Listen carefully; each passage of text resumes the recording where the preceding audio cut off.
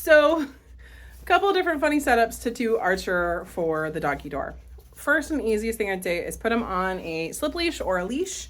Whoop, he's right next to me. Put him on a leash so that way you can have, and ideally two people, can one person on the outside, one person on the inside, and you can use that leash to help guide him with food and treats, but also the leash to help like, hey, this is what we're doing. He's definitely nervous, and it's going to be one of those things where take a little bit of time with it. You have to make the doggy door a positive thing. And sometimes they're walking basically to a wall, and they're like, why is the wall not moving? So what we have to teach them is you can move that wall. So whether it's pushing his nose through it, pushing, like pawing at it so it flaps back and forth, is a good way to teach that. Now, a question for you guys is, does Frankie use the doggy door? Because if he uses it, Archer will have a chance of understanding it, or vice versa as well. So what I have set up here is an A-frame for agility classes, but you can set up basically a tunnel. So do this with, it's going to sound really funny, but do it with chairs, do it with a table, do it with like the couch and the coffee table and put a blanket over it. But essentially what we're going to teach him is through. So I'm going to prop this up and I'll show you what I mean. And then I want you to try it out. Hey, so you're gonna watch me break up little pieces and have Archer basically follow the trail of cookies to go through it. And you can see the moments where he's like, nope, no thank you.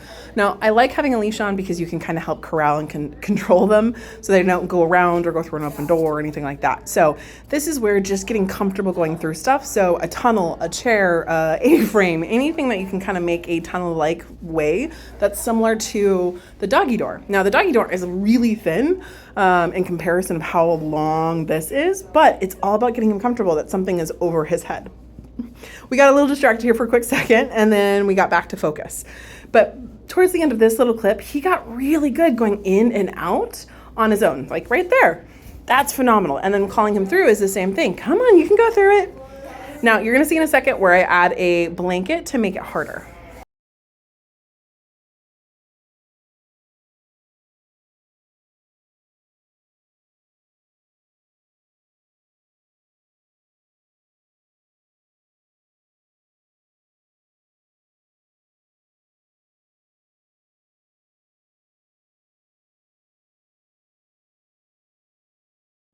So when you start adding a blanket or start adding that flat back in, you do half. And he has to go in and out through that half. And you can see right here, he tried to go around it and it's, let's go through.